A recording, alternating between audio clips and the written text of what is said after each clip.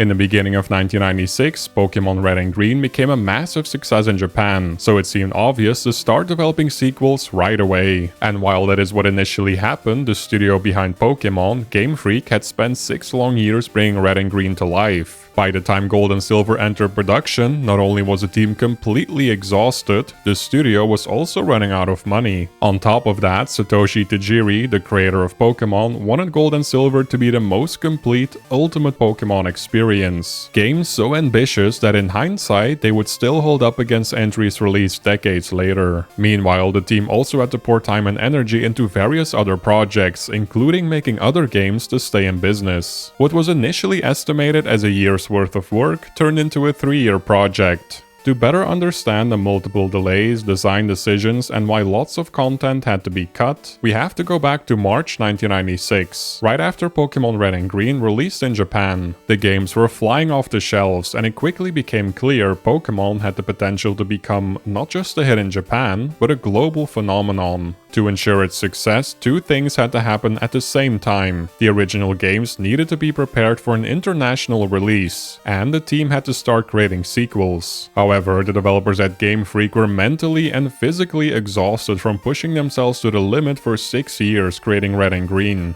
To help relieve some of that exhaustion and pressure, one of the first things the studio did was hire more developers. That said, the core programming team stayed surprisingly small. Gold and Silver had only 4 programmers, the same as Red and Green. In total, about 20 developers worked on the sequels. Unfortunately, Game Freak was now facing another problem. According to Junichi Masuda, the composer of Red and Green, the studio was running short on development funds.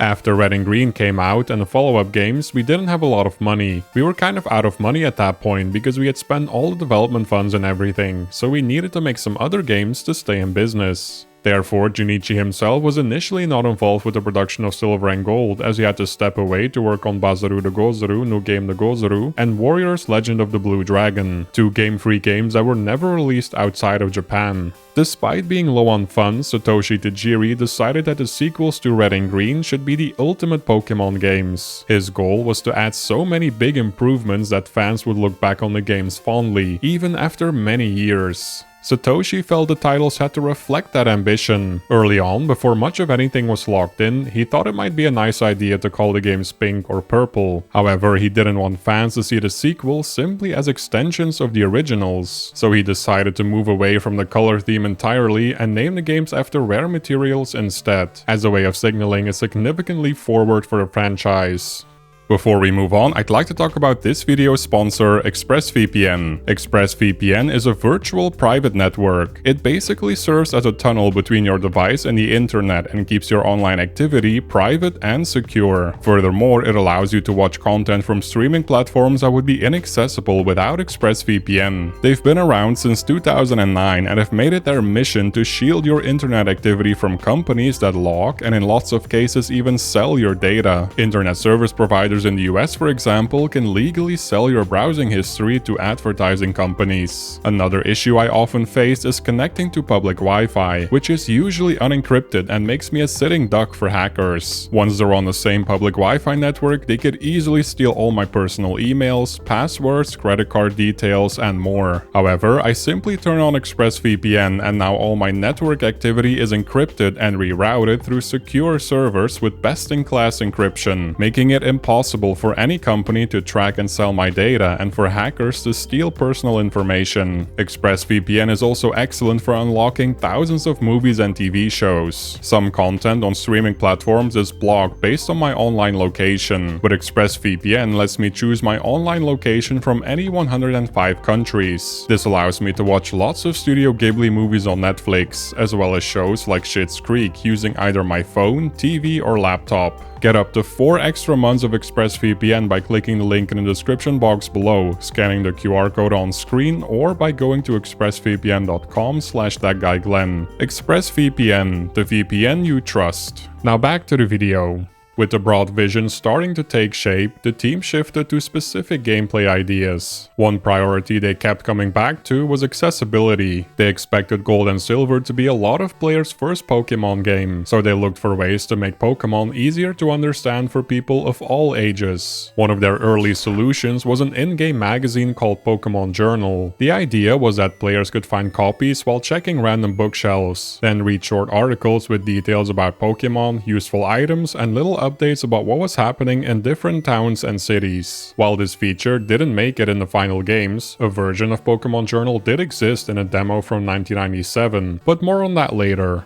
A lot of the features Gold and Silver introduced might feel normal now. Things like a day and night cycle, Pokemon holding items, breeding, male and female versions of all Pokemon, roaming legendaries, and even shiny Pokemon, but at the time they were considered revolutionary additions. Several ideas for a new Pokédex were also discussed. In the first games you couldn't search Pokemon by name or sort them by type, and Satoshi wanted the upgraded Pokédex to feel more like a real tool instead of a static list. Furthermore, the team considered the fact that some players might not have any friends that also play Pokemon, so they started experimenting with ways to make the world feel more social. That's where the Pokégear and its phone feature comes in. It allowed players to collect phone numbers from NPCs who would then periodically call you for updates and rematches.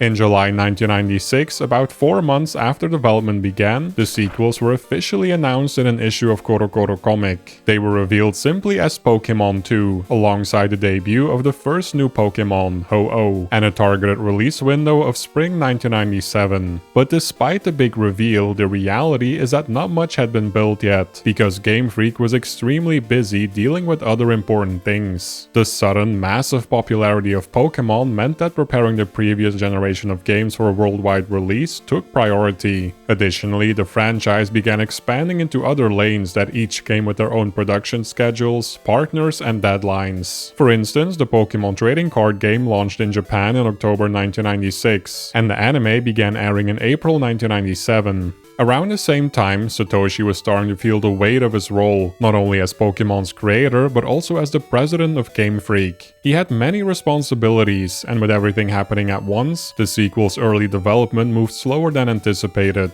That's when Junichi Masuda was brought back in and began taking on a big portion of Satoshi's workload and day-to-day leadership on the project. Development wasn't going as well as we had hoped it would. At that point I kind of took over and we decided to make the game based on Kyoto, and we sort of rapidly developed the game from that point on. Ever since then, Satoshi mostly stepped out of the public spotlight and let other people handle the day-to-day development, while he focuses on research and the bigger picture concepts. Once development started moving faster, Ken Sugimori and the other artists had to shift into overdrive, because Gold and Silver needed a whole new wave of Pokémon designs. Ken shared in an interview that generally Pokémon are inspired by a shape, figure, or creature that already exists. Other times, the design process goes the other way around, with the artist thinking about what would be interesting from a gameplay perspective first. For Gold and Silver specifically, it was important to introduce new Pokémon types to better balance the games, as it was clear that Psychic Pokémon dominated the original games. While the team was creating plenty of brand new Pokémon, they also pulled in some unused designs from the first games and gave them a second chance in Gold and Silver. On top of that, they started looking back at the original roster and asking new questions. What would be interesting to see evolve into something bigger, and which Pokémon felt like they were missing a pre-evolution? Other designs came from a sudden burst of inspiration, like Unknown. Ken has said it's usually pretty easy to look at a Pokémon and guess what it was inspired by, so he wanted to create a design where the origin wasn't immediately obvious. Something that felt like it could have come from outer space or another dimension, and that's how Unknown was born. This time around, Game Freak also considered how new designs would affect merchandising and the animated series that was in the works. Therefore, in some cases, designs were altered to make it easier to animate those Pokémon in a TV show. A lot of ideas also came from the developers' own childhood memories, sometimes comforting ones, sometimes unsettling ones that stuck with them for years. Ken shared one example. When he was a kid, he had a pet bird, and one day he was shocked to see it standing on only one leg. He later learned that was perfectly normal for that kind of bird, but the image stayed with him. That small moment inspired him to create Hoot Hoot. Just like during the development of the previous games, the team wasn't concerned about how much memory was available on the Game Boy, knowing they would have to cut many designs later on. By 1997, the games already counted over 350 Pokémon, meaning at least 100 had to be removed by the end of development. Many of these scrap Pokémon were included in the 1997 demo shown at Nintendo's Space World, a live trade show where Nintendo showcased upcoming games and hardware.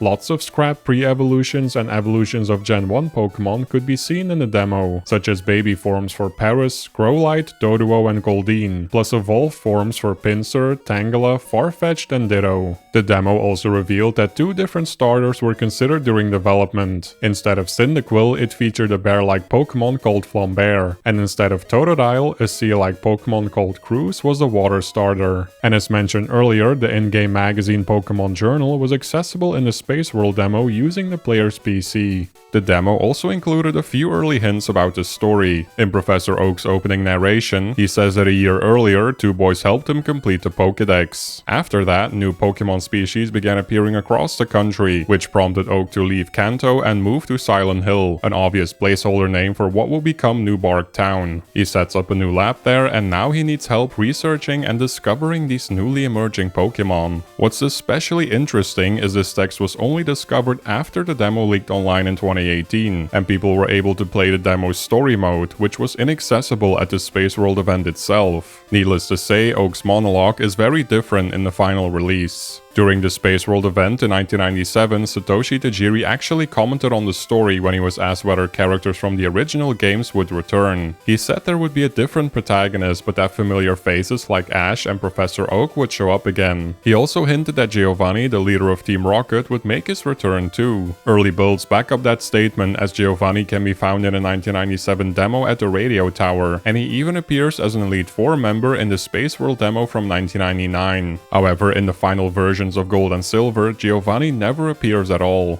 Another significant difference in the 1997 demo is the layout of the Jotho region map. In the final games, Jotho bears a close resemblance to Japan's Kansai region, but in that earlier build, the map looks closer to a rough, compressed version of all of Japan. Because of that, it's very possible the original plan was something broader, before Junichi stepped in and pushed for a stronger identity, one that leaned into the feel of older Japanese cities like Kyoto, Nara and Osaka. During development, Junichi even did on-site research in Kyoto, riding around in taxis and talking with drivers to learn more about local landmarks. Places like the Toji and Kinkakuji temples would go on to inspire locations such as the Bell Tower in the games.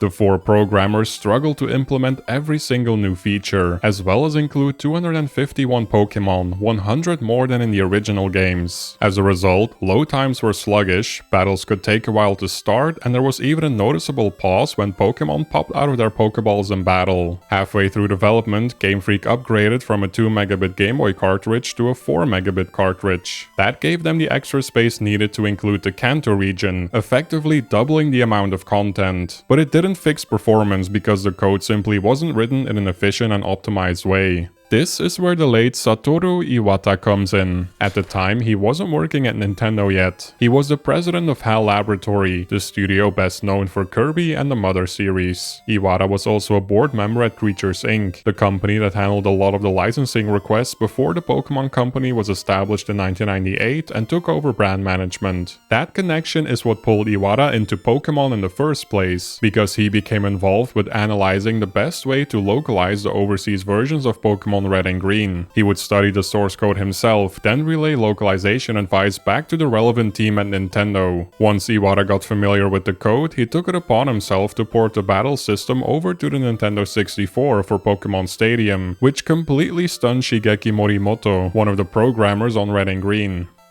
I created that battle program and it really took a long time to put together, but when I heard that Iwata-san had been able to port it over in about a week and that it was already working, well, I thought, what kind of company president is this? I was saying things like, is that guy a programmer or is he the president? After seeing how capable Iwata was as a programmer, it makes sense why Game Freak reached out to him for help on Gold and Silver. Iwata studied the in-house engine they'd built from scratch and dug through the assembly code that was powering the games. And once he understood how everything fit together, he built compression tools that cut down on load times and improved performance in areas where the games were really struggling. The founder of Creatures Inc., Tsunekazu Ishihara, was a producer on both Red and Green and Silver and Gold. To ensure Gold and Silver's chances of success, Tsunekazu himself not only approved many licensing requests, but also developed products like the trading card game. He treated Gold and Silver like a personal finish line, as he genuinely thought that once these games were done, he'd be finished with Pokémon. So he went all in while the window was still open, trying to set the franchise up as strongly as possible before handing it off. Interestingly, there was one thing he almost didn't approve, and it's probably the last thing you'd expect. Tsunekazu initially pushed back on the anime, because after looking into it, he saw that most animated series only last 6 months, maybe a year. The series was set to begin airing in April 1997, and at that point Gold and Silver were planned for a 1998 release. Tsunekazu felt it would be a bad look if Silver and Gold came out after the anime had already been cancelled. Of course, no one could have predicted at the time that the Pokémon anime would be one of the most popular animated series of all time, and would still be going strong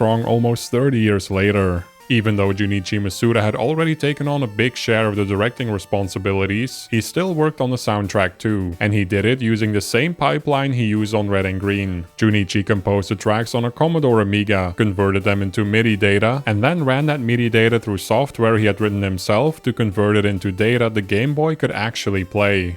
After a string of delays, Gold and Silver were still aiming for a 1998 release window, but ongoing work on other projects like Pokémon Yellow kept pushing the schedule back. In the end, Yellow took the 1998 release slot that Gold and Silver originally held. Then, after 3 long years of development, Pokémon Gold and Silver finally launched in Japan in November 1999. After only a single day, Silver and Gold had sold 1.4 million copies. By April 2000, the two games had moved roughly 6.5 million units in Japan, completely shattering the sales record of the previous entries. When the games were released in the US, they sold a combined 1.4 million copies in their first week, more than double what Pokémon Yellow sold in the same time frame. That made them the fastest selling games of their time. By the end of their run, Gold and Silver had sold over 23 million copies worldwide, making them the third best-selling Game Boy title, behind Tetris and the original Pokémon games. It's probably safe to say that Game Freak succeeded in their mission to create the ultimate Pokémon games with Silver and Gold. More than 25 years later, they're still talked about as some of the best Pokémon games ever made. And for a lot of fans, they're the benchmark new games get compared to. Gold and Silver were followed up by Pokémon Crystal a year later, and it was the first Pokémon title fully directed by Junichi Masuda. According to Ken Sugimori, the main reason Game Freak made Pokémon Crystal was because Nintendo needed a good launch title to help sell the mobile adapter GB, a peripheral that allowed the Game Boy Color to connect to a mobile phone and utilize its cellular network. The game's title is tied to that idea. Crystal was meant to evoke the crystals used in electronic transmissions. Tsunekazu Ishihara didn't end up leaving Pokémon behind after Gold and Silver. He admitted he couldn't walk away once the sequel sold even faster than the originals. Thanks to him and many others, Pokémon grew into the biggest media franchise in the world. The most recent mainline games, Scarlet and Violet, have become the second best-selling Pokémon games ever, passing 27 million copies sold. With 2026 marking Pokémon's 30th anniversary, it shows no signs of slowing down. At the same time, Tsunekazu worries that if Pokémon ever gets too complacent, the franchise will run into trouble. With Pokémon already facing lots of criticism for leaning too hard on the same formula, it's hard not to wonder when that might happen. If we continue focusing on our mission, Pokémon can probably continue to its 50th or 100th anniversary. But if we become complacent and go with the flow, that's when Pokémon will go downhill.